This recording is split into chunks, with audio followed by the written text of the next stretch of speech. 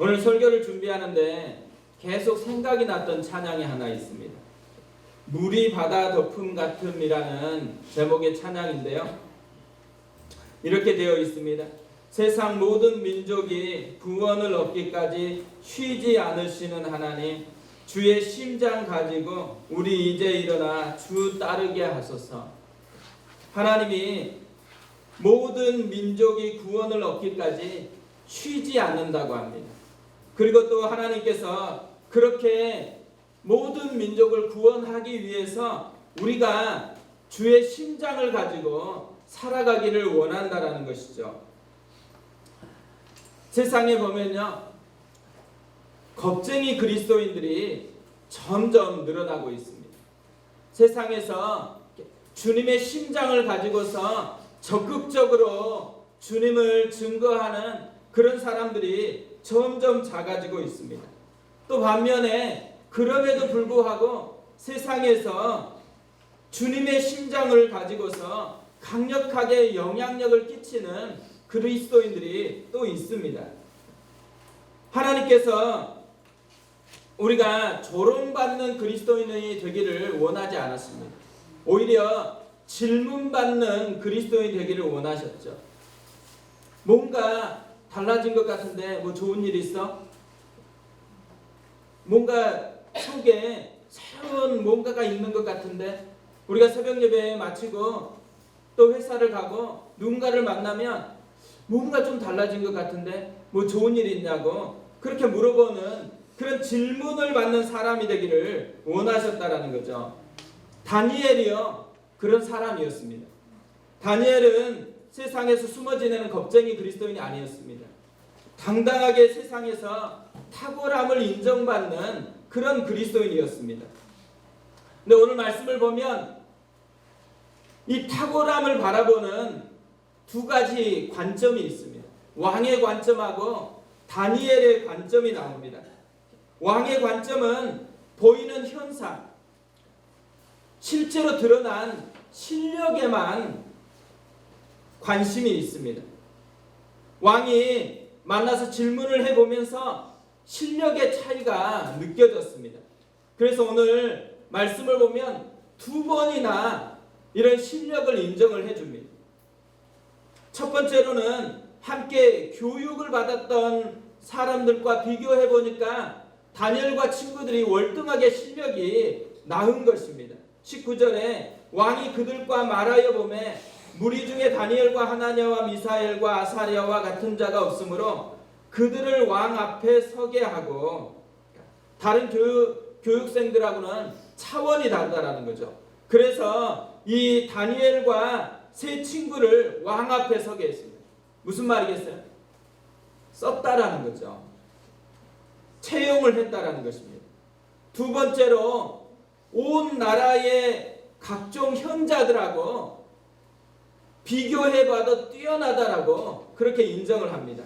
20절에 보면 왕이 그들에게 모든 일을 묻는 중에 그 지혜와 총명이 온 나라 박수와 술객보다 10배나 나은 줄을 아니라.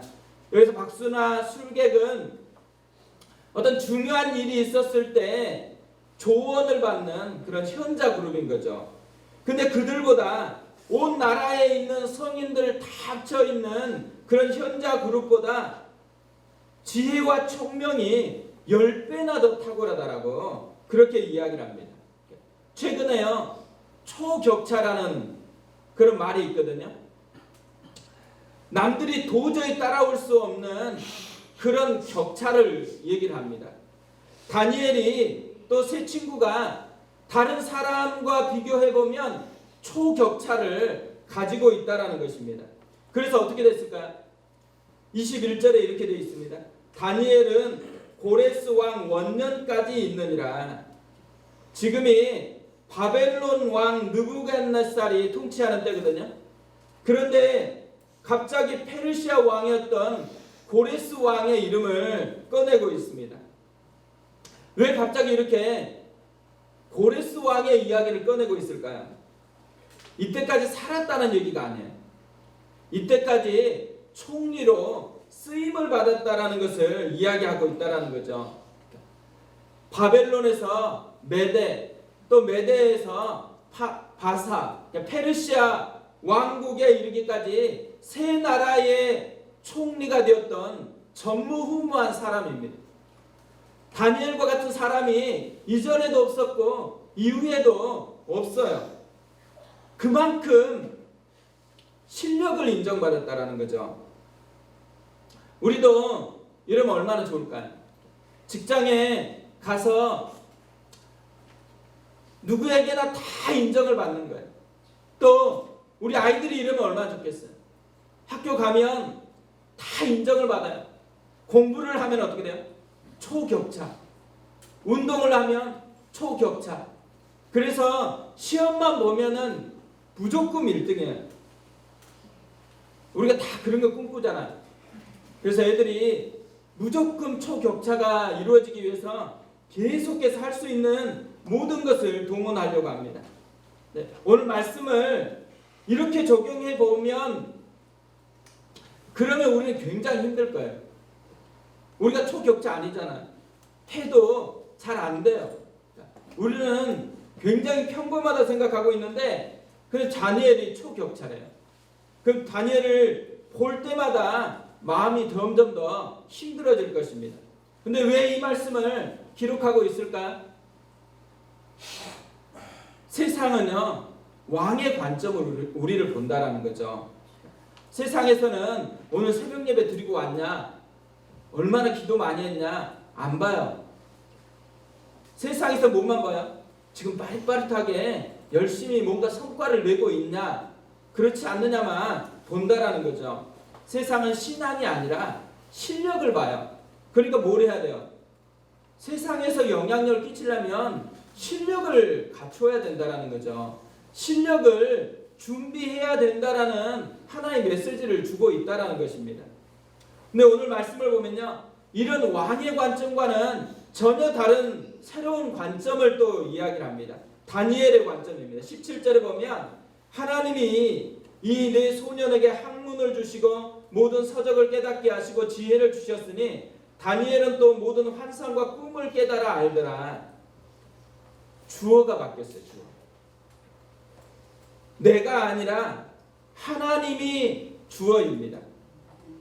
자신이 이렇게 탁월하게 만든 것은 자기 자신이 특별한 실력이 있어서가 아니라는 거예요. 자기 자신의 노력 때문이 아니라는 거죠. 자기 때문이 아니고 하나님 때문이라고 그렇게 고백하고 있는 것입니다. 다니엘이 분명히 열심히 공부했을 거예요.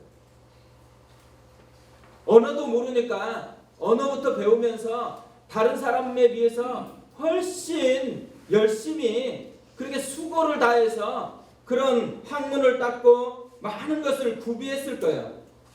그런데 왜 다니엘이 자기가 수고한 거, 자기가 애쓴 거 온몸으로 느껴졌을 거잖아요. 그런데도 주어를 자기라고 얘기하지 않고 하나님이라고 얘기해요. 왜 이렇게 바꿨을까요? 다니엘은요, 자기가 누구인지를 선명하게 안 것입니다. 자기가 비록 포로로 잡혀왔지만 자기가 하나님의 백성이고 하나님의 자녀라는 것을 분명히 알고 있다라는 거죠. 예수 안에서 나는 누구인가라는 책이 있습니다. 이 책에 보면요, 갑자기 뇌종양이 걸린 한 사람의 이야기를 해요. 뇌종양이 걸리니까 어떻게 돼요? 회사를 그만둬야 되죠. 뇌 수술을 받았습니다. 뇌 수술을 받은 후에는 정상적으로 생활할 수 없는 거예요. 그래서 고향 집으로 돌아가요. 부모님과 함께 사는데 예전에처럼 그렇게 걸을 수도 없고 또 일을 할 수도 없고 그렇게 지내는 거예요. 그러니까 뭐예요? 계속 남의 도움만 받아야지만 되어주는 거죠. 그러니까 이 사람 이 속에 계속해서 자기는 연약하고 자기는 누군가 도움을 주어야 되고 도움을 주지 않으면 상처를 주었다 그러고 왜 나를 이렇게 못 알아주냐고 그런 뇌종양 환자 의식이 점점 쌓여갔던 거예요. 그런데요, 이분이 예수님을 만나요. 그리고 공동체에서 계속해서 하나님에 대해서 알아가기 시작합니다. 그러면서 자신이 누구인지를 새롭게 경험하게 되어진 거예요. 그래서 이분이 이렇게 이야기합니다. 성령의 조용한 가르치심 덕분에 제가 뇌종양 생존자라는 정체성을 삼았다는 사실을 깨달았어요. 오랫동안 저는 그리스도인이 아니라 뇌종양 환자였어요. 뇌종양은 저의 병명일 뿐 제 정체성은 아니에요. 근데 많은 사람들이요, 이분처럼 살아간다는 거예요. 우리가 뭔가 조금 열심히 했는데 실패해요. 그럼 어떻게 돼요? 실패자로 살아가요. 뭔가 내 안에 있었던 뭐를 얻어요. 뭔가 좀 잘 됐어요. 그럼 어떻게 돼요? 내가 굉장히 성공한 사람이 되고 내가 뭔가 소유한 사람이죠. 근데 그것이 없어지면 어떻게 돼요?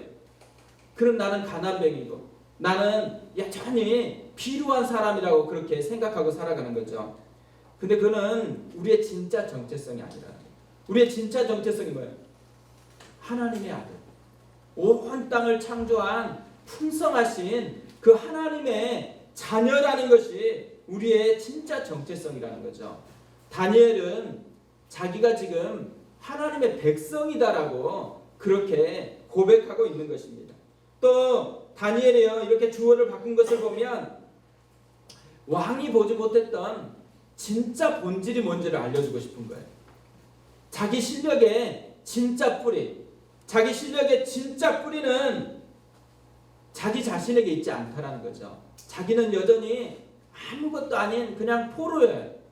그런데 풍성하신 하나님이 자신에게 지혜와 능력의 근원이 되었다라는 거예요.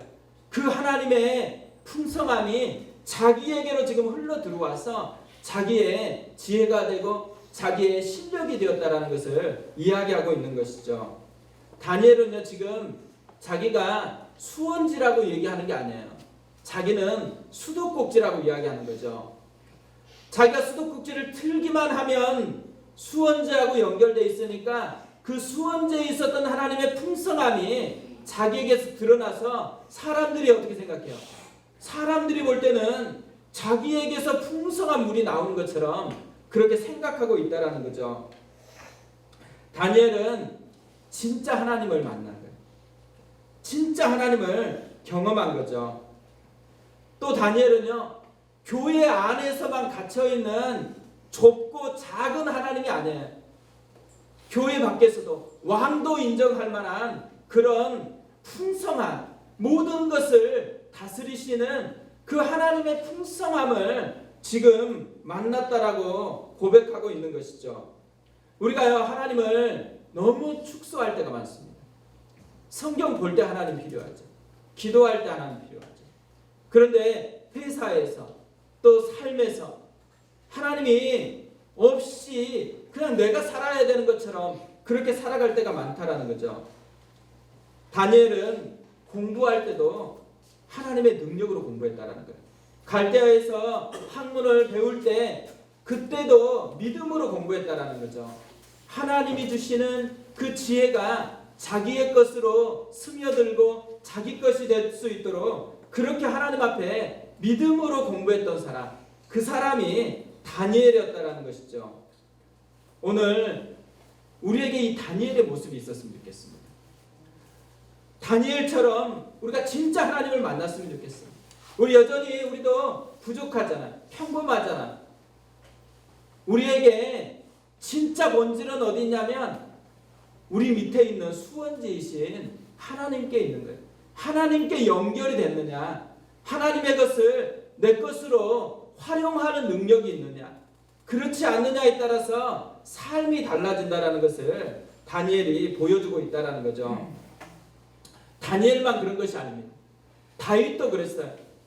다윗도 자신이 경험했던 하나님을 노래하면서 나의 힘이 되신 여호와여, 내가 주님을 사랑하나이다, 이렇게 고백합니다. 자기가 전쟁에서 이겼던 모든 능력, 또 나라를 경영할 수 있는 모든 실력, 하나님이 자기의 실력이었다는 거죠. 하나님이 자기의 능력이었다라고 그렇게 고백합니다. 그래서 다윗은 하나님을 힘입어서 적군을 달리고 하나님을 의지해서 담을 뛰어넘는다라고 그렇게 고백하고 있다라는 거죠. 오늘 우리가 기도하면서 붙들어야 될 게 이거예요. 기도하면서 내 형편이 어떤지, 내가 어떤 어려움에 있는지 이걸 붙드는 시간이 아니에요. 우리의 수원지 근원이신 하나님을 경험하는 시간이에요. 나는 여전히 부족해요.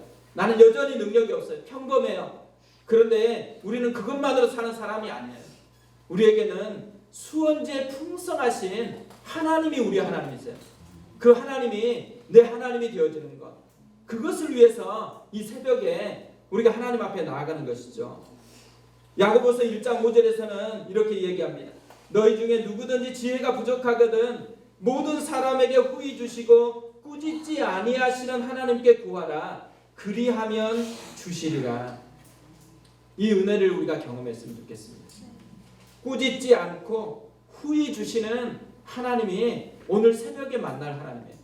오늘 우리가 기도할 때 우리가 만날 하나님이 후히 주시고 꾸짖지 아니하시는 그 하나님이신 것을 믿고 하나님이 내게 되었으면 좋겠어요.